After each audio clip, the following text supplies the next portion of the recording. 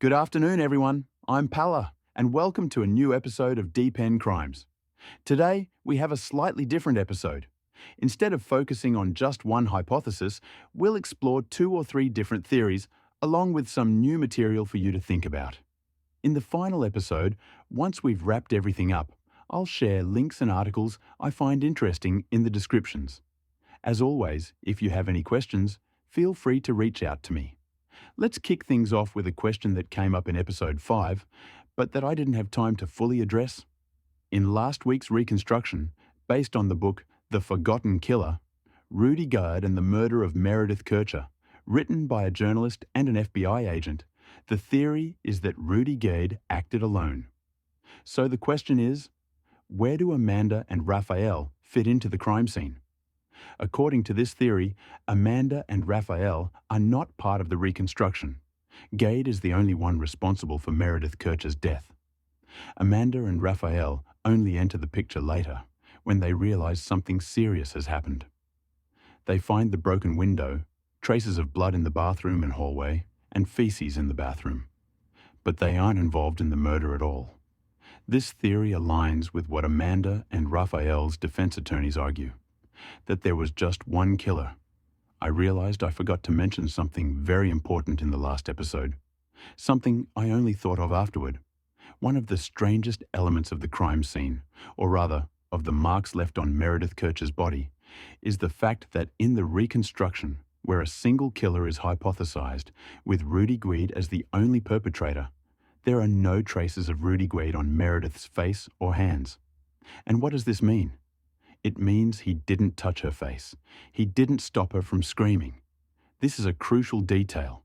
If she had screamed, someone probably would have heard her. This is another element that deserves attention. That said, let's move on to some possible reconstructions.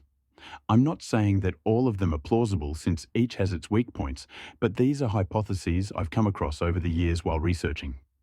The first reconstruction today is a theory I've never fully believed in, but it somewhat explains a few things. The idea is that the real culprits, or the true culprit, were never captured or investigated. What does this mean? It means that there could have been other people involved that night, apart from the infamous Magic Trio: Rudy Guede, Amanda Knox, and Raffaele Solicito. According to this theory, one or more people could have entered the house while Rudy was in the bathroom. It's thought that at least 2 people came in, acting in execution mode while Rudy was busy. This could make sense of Rudy's account, but the theory falls short when it comes to identifying the actual killers. Interestingly, this hypothesis aligns quite well with the first version provided by Guede when he was talking to his friend Giacomo on Skype. In that version, Rudy was in the bathroom when some people came in. I've read this reconstruction in a couple of forums, one Italian and one American, written by, of course, 2 different people. The idea is that someone knocks on the door, Meredith opens it, and at that moment, this person quickly pulls her into the room and murders her. Clearly, this is a possible theory, but it has a million problems. First of all, there's no concrete evidence. We don't know who this person could be, they didn't leave any DNA traces, and the act seems to have been carried out incredibly quickly, almost like a hit squad. But why does this theory involving one or more external people, who were never included in the investigations, come up? Back then, Perugia had quite a significant drug trafficking issue. From what I've read, Perugia is a university town with a large student population. And unfortunately, at that time, it also had a certain level of drug activity. It's important to emphasize that Meredith was not a drug addict. Her toxicology report is clean and shows no substance use. However, it seems she was part of a friend group where marijuana was present, though there's no mention of hard drugs. This is another hypothesis, but it still lacks concrete evidence. The truth is, as I mentioned, I've read this story in 2 different forums, and it has intrigued me, even though there isn't much evidence to support it. Still, since we're exploring possible reconstructions, I think it's worth discussing. The hypothesis is that there could have been drug trafficking involved, and that Meredith's murder might have been some sort of retaliation against the group she was hanging out with. Personally, I find it hard to accept this hypothesis as a motive, but the idea that there might have been someone not mentioned in this case has intrigued me for a while. Let me explain why, although I emphasize that there's no evidence to back it up. If we consider for a moment the possibility that Rudy Guede isn't completely lying, that he's not just spinning a never-ending web of lies, we might move away from the hypothesis that he actively participated in the murder, whether alone after a robbery or alongside Amanda Knox and Raffaele Solicito. Let's imagine that Rudy is telling a version of the truth, even if it's not entirely accurate. Now, let's go back to his first statement, which, as you may recall, was intercepted by the Carabinieri of Perugia while he was talking to his friend Giacomo on Skype. Rudy didn't know he was being intercepted, so it's possible that this is the most truthful reconstruction, especially since it happened just a few days after the events when the memories were still fresh. In that conversation, it's significant that Rudy doesn't mention Amanda Knox, which is a crucial detail. He only mentions a male figure he can't identify. Photos of Raffaele Solicito had already been circulated in the media by that time, and Rudy Guede had undoubtedly seen them. In fact, in the intercepted conversation, Rudy mentions Solicito. Giacomo asks him if he knows him, and Rudy replies that he's never seen him before. So when Rudy makes that statement, he already knows the faces and names of Amanda Knox and Raffaele Solicito, yet he doesn't mention them as being present at the crime scene. He refers to Amanda in some details, but he never says she was there. This suggests that the male figure he's talking about could be completely unrelated and outside the investigation. However, to consider this option, we need to make quite a stretch of the imagination. Thinking that someone could enter, murder Meredith in 10 minutes, leave no traces, encounter Rudy, and then escape without being seen or heard is hard to believe. This hypothetical assailant would be like a ghost, leaving minimal evidence of their presence. So, for this theory to be plausible, we'd have to accept the idea that it was one of the most fortunate murders in the world, where everything goes in favor of the perpetrator. And the investigation would have to focus entirely on other individuals, which makes this hypothesis extremely difficult to sustain. This is the first hypothesis I wanted to explore. What do you think? Before moving on to a second hypothesis that has recently come to mind, I'd like to share another detail that I find important in Rudy Guede's account. Rudy claims that the night before the murder, he had made plans with Meredith Kercher, and that there was a kiss between them at a nightclub. However, there's a crucial detail missing. According to people who knew Meredith, she was linked to one of the guys who lived downstairs, a guy named Luca. I don't recall the exact last name, but it's not relevant.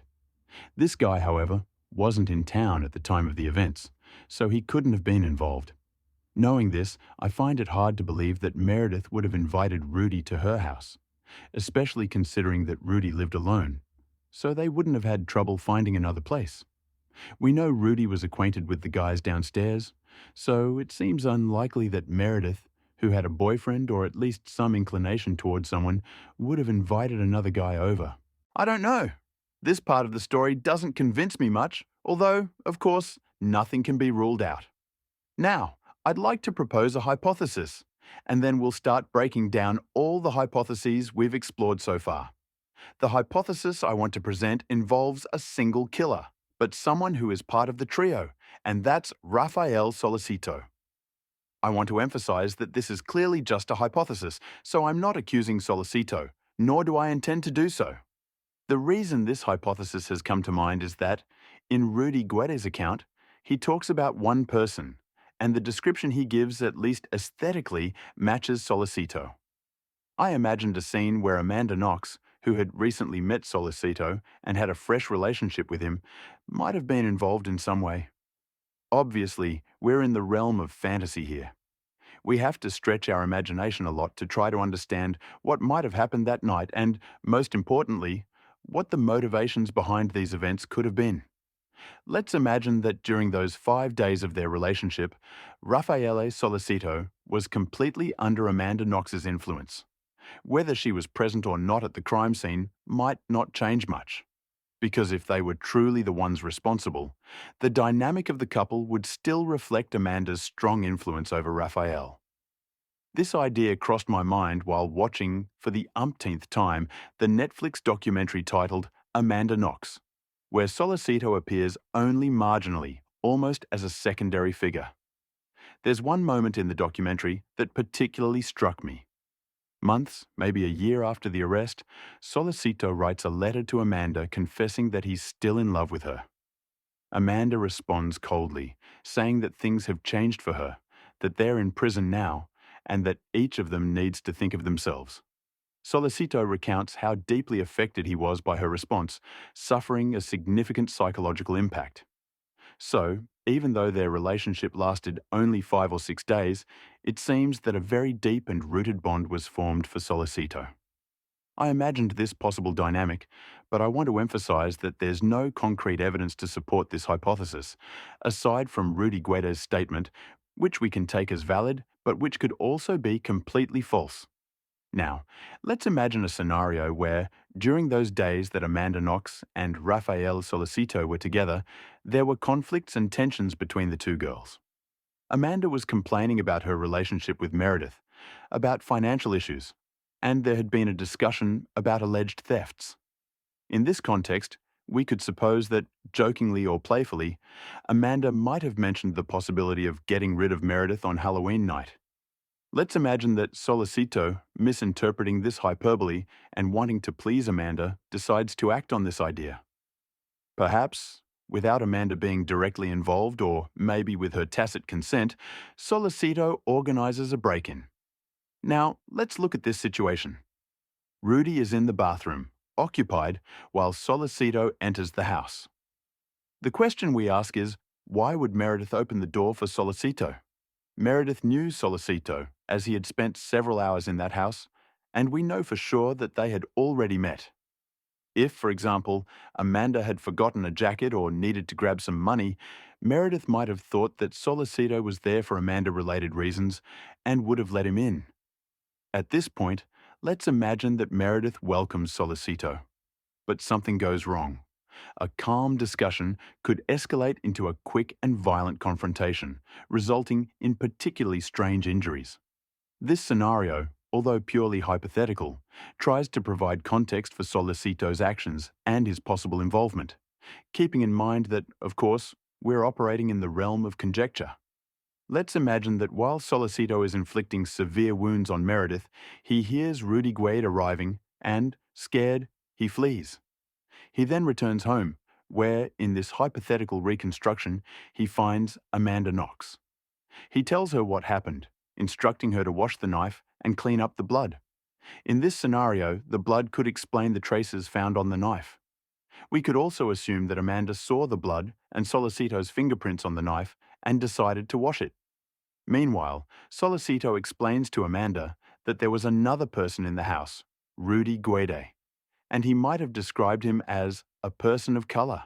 This reconstruction could explain why, after 45 days, Amanda Knox, under pressure and perhaps aware that the real culprit had not been arrested, felt compelled to name someone to relieve her own position as well as Solicito's. Investigators had already noted inconsistencies, such as Solicito no longer confirming his alibi, which increased the pressure on Amanda and Raphael. At this point, Amanda decides to name a person of color. The only person of color Amanda formally knew in Perugia was Patrick Lumumba, a man she had seen at the pub, and who also knew Meredith. If Amanda accuses Patrick Lumumba, it could be because he was the only name that came to mind, given that she had had contact with him and knew he was the only person of color she was familiar with. Additionally, this accusation against Lumumba would explain the lack of concrete evidence against Solicito and Knox.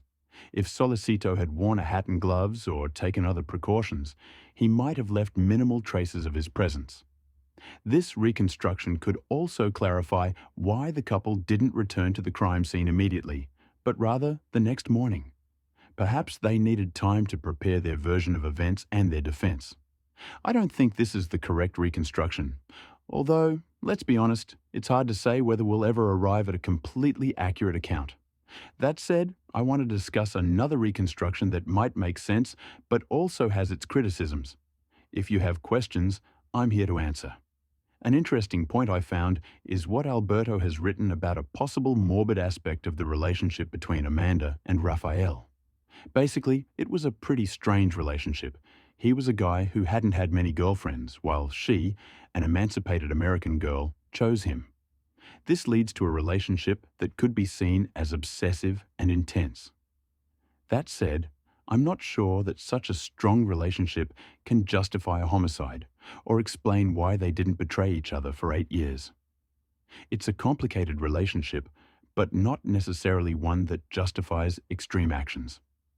A significant issue with the reconstruction that considers Amanda and Raphael as guilty is the alibi. Let me explain this thought I have in mind. I wonder, if we consider the hypothesis that both were involved, how the situation complicates. Imagine that they were both present and that, like in Rudy Guede's version, they acted together. It could be plausible that while one inflicted the wounds, the other held her down. That's fine, but let's think about what happened afterward. Amanda and Raphael, after committing the homicide, return home and are not seen by anyone. They decide to come back early, perhaps around 4 or 5 in the morning, and stage the scene to cover up any potential suspicions. Then, the next day, they discover the body and report the incident. Perfect. My question is, why aren't they able to create a perfect alibi for both of them?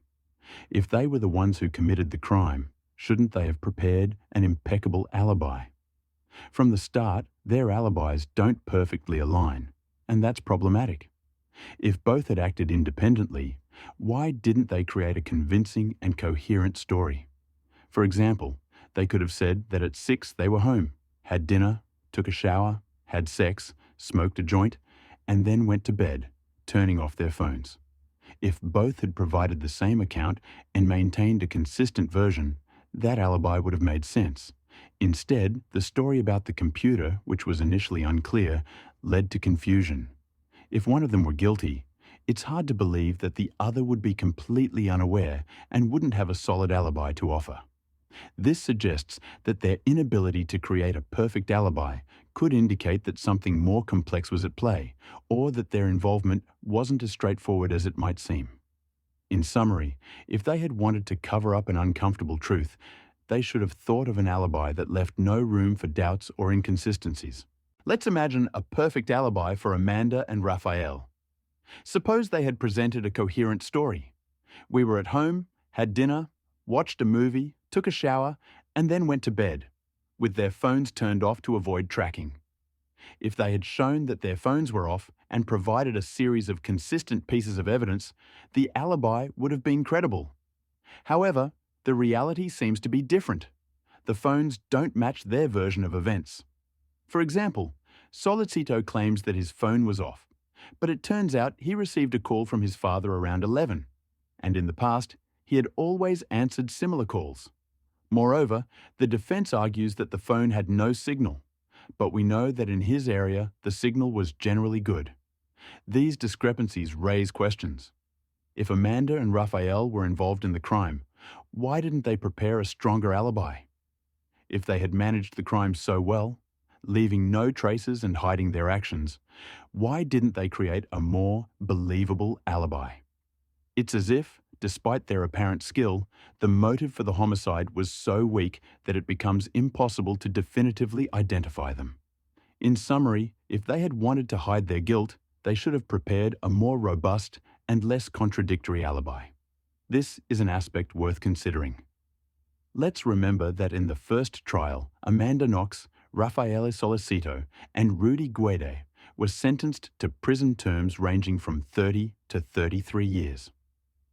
These verdicts were based on a wide array of circumstantial evidence, including inconsistencies in alibis, confessions, and retractions. The evidence also included crucial elements like the knife found with blood traces and Amanda and Raphael's bloodstains on the clasp of the bra. However, these pieces of evidence were questioned during the appeal process. The defense attorneys argued that there was a possibility of contamination of the evidence. In fact, the second instance ruling acknowledged that there might have been contamination of the murder weapon and the bra clasp, although it did not assert with certainty that this had occurred. This led to a weakening of the evidence that was initially considered irrefutable. Essentially, the possibility of contamination has raised doubts about the collected evidence, even though it has not been definitively proven that contamination took place. If we accept that the DNA traces found on the knife and the bra clasp could have been compromised, then the conclusion that Amanda and Raffaele are guilty becomes less solid. However, it's crucial to note that this does not completely eliminate their responsibilities. Rather, it makes the situation much more complex and nuanced. Another critical point in the case is the question of Amanda Knox's and Raffaele Solicito's prints in Meredith Kercher's room. It is true that initially no direct prints from Amanda and Raffaele were found in Meredith's room, but there are significant details that deserve attention, and the defense was skilled in raising doubts. At first, mixed blood traces of Amanda and Meredith were found on the bathroom rug. However, it later emerged that these traces had been covered with bleach and other cleaning agents. The defense argued that luminol, a substance used to reveal blood traces, could produce false positives, suggesting that those traces weren't necessarily blood or didn't belong to Amanda and Raffaele. Additionally, there's another detail that complicates the situation. Rudy Guede and Raffaele Solicito had practically the same shoe size, which could have contributed to the confusion regarding the footprints found. The partial cleaning of the crime scene and the disputes over the use of luminol led to considerable confusion and intense debate over the evidence. In summary, while the initial evidence seems to suggest a possible presence of Amanda and Raffaele, subsequent disputes and the potential manipulation of evidence have raised doubts and further complicated the situation. Now, let's explore why Amanda Knox and Raffaele Solicito were acquitted. The main reason is that the evidence presented by the defense was interpreted differently compared to that of the prosecution. The judges, whether acting in good faith or not, found the defense's interpretation more convincing. However, it's interesting to note that all the evidence provided by the prosecution was deemed flawed, or at least not sufficiently solid. For example, and this is another blow to the theory of a single assailant, there is no evidence in the legal proceedings to suggest that the crime scene was actually staged to look like a robbery. It has been confirmed that the staging, if it was indeed a staging, was not a real robbery, but rather a simulation. This is a point we should accept as true, because if we start questioning everything, the matter becomes extremely complicated. Now, if we accept that the staging was indeed a setup, we need to ask ourselves who could have been present in that house. We've already discussed the difficulties of believing that Rudy Guede was involved alongside Amanda and Raffaele, given that they didn't know each other. Therefore, it remains plausible that the murder was committed by Amanda and Raffaele. However, the issue of how they could have left no traces at the crime scene is still problematic. It's hard to explain how they didn't leave behind blood, fingerprints, or DNA. The scarcity of hair and fiber evidence is particularly difficult to justify. In the next episode, we will examine in more detail the traces that were found and why they were not deemed valid. By reviewing the report, we'll try to understand exactly what evidence was discovered and why it wasn't considered sufficient. So, considering all the information we've reviewed, the most likely hypothesis still involves Amanda Knox and Raffaele Solicito. This doesn't mean that the theory of two strangers entering the house solely to kill Meredith Kercher is any less plausible. In fact, even in that case, the motive and the situation's context remain unclear. The first instance verdict, which mentioned an erotic game gone wrong, had a major limitation: the motive. As the magistrate correctly pointed out, the prosecution is not required to provide a motive. The reasons that lead to a murder can be many and often incomprehensible. Furthermore, it's impossible to know for certain what might trigger a violent reaction, especially if one of the individuals involved has consumed alcohol or drugs. Replicating a motive without a confession is very difficult. We will see this in the next case we'll discuss. Regarding the explanation of the erotic game, it was an attempt to provide logic to the evidence, such as the traces of Amanda Knox and Rafael Solicito at the crime scene. However, it's possible that the explanation involving Rudy Guede makes more sense. Let me share an interesting detail. My girlfriend, despite having heard this story 1,000 times, has become a fan of our podcasts. So she decided to investigate the photos of Rudy Guede's feces. She works as a nurse and has an expert eye for assessing a person's general condition. She told me that, in her opinion, the quality of Guede's feces might suggest that, at the time of the event, he was relatively calm. I don't want to get into any more unpleasant details, but the point is that, as a nurse, she knows that when a person is very tense or scared, their stool tends to be less solid and more unhealthy, for lack of a better word. In contrast, Guede's appeared to be in good condition, which could indicate a state of relative calm at the time of the event. This observation seems to complicate the theory that Rudy Guede was the sole aggressor, because if he was calm, then why would he have such a violent and chaotic reaction that leads to murder? Additionally, during the first trial, it was suggested that Guede's feces had contributed to sparking a discussion between Amanda and Meredith, which in turn allegedly led to the homicide. However, I find it hard to believe that something so trivial could trigger such a serious argument. So, if we put all the pieces together, perhaps Rudy Guede might, at least in part, be telling the truth. What do you all think? For the next episode, I'll provide some details about luminol, the blood traces of Amanda and Raphael, and we'll see how our discoveries evolve. Also, if anything else interesting comes up, I'll add it in. Otherwise, we'll move on to summarizing and better understanding the situation. Although, as we know, while the direct participants remain silent, the mystery will remain partially unresolved. It seems there are several possible scenarios. Either Rudy Guede acted alone, or Amanda and Raphael collaborated with him, or they were all strangers. Personally, I find the theory involving all three of them less likely. And while I can't fully believe Rudy Guede's version, I think he knows more than he has confessed. I'm not sure if he was directly involved, but I believe there's more to his story than he has revealed. It's strange that, despite serving a 16-year sentence, he hasn't told the whole truth. With these mysteries, I'll leave you and thank you for joining me. I invite you to share your theories on social media. Good night, everyone, and take care.